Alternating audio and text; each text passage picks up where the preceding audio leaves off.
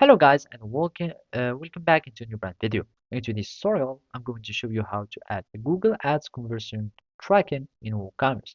So make sure to watch the video to the end and follow the simple steps.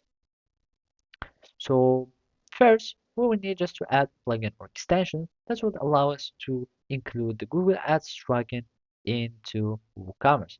So here we simply either can go to WooCommerce extension or plugin and start searching for plugins that will do the work for us.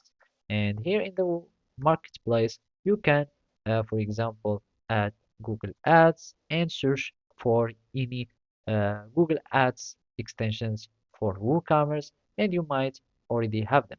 So as you can see, there are some extensions that would allow us to add Google Ads, return on investment optimizer, etc.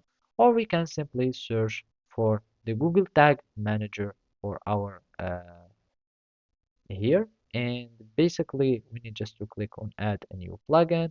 And I'm just going to search for this one and simply we need just to install it and add it to our website.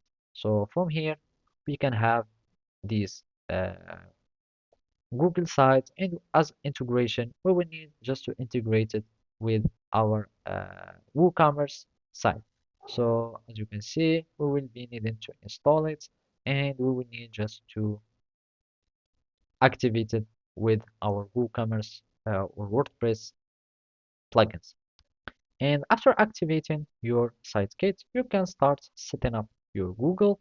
And basically, you will be needing to sign in with your Google account. And from there, you can connect your Google Analytics as part of your setup if you would like. And after that, you will need just to integrate your WooCommerce store within the Google Site Kit. And by that, you can start tracking the ads conversions.